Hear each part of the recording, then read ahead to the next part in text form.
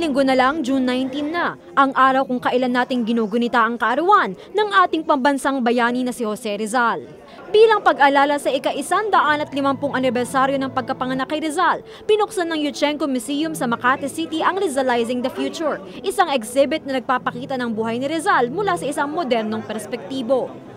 At maraming artists dito ang nag-gather para iproklima kung gaano kagaling at ipagbunyi natin na may isang hero na national hero na si Jose Rizal. Dito sa museong ito, makakakita ng napakaraming works of art kung saan ang ating pambansang bayaning si Jose Rizal ang nagsilbing inspirasyon. Mula sa mga lumang libro tungkol sa buhay ni Rizal at mga painting tungkol sa kanyang panahon, hanggang sa mga kagamitang may makabagong imahe ng ating pambansang bayani, matatagpuan sa museo. His legacy will stay forever, and that legacy comes along with innovations like into fashion and into modern artistry.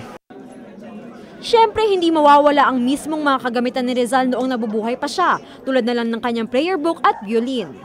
May mga kagamitang talaga namang makasaysayan, tulad ng baol na ito kung saan tinago umano ng tiyahin ni Rizal na si Doña Concha Leyva ang orihinal na manuscript ng Noli Me Tangere. Habang nag-iikot ang mga gwardiya sibil sa bahay ng tiyahin ni Rizal, inupuan ng isang kasambahay ang baol na ito saka nagtahi.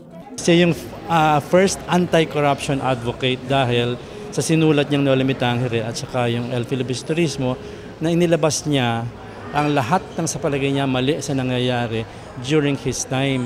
At kahit na alam niya na malalagay sa panganib yung buhay niya, pati buhay ng kanyang pamilya, ang museo ay isa raw paalala para sa mga Pilipino ngayon na huwag kalimutan ang mga aral mula sa buhay ni Rizal.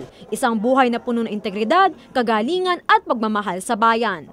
Jam Sisante, GMA News.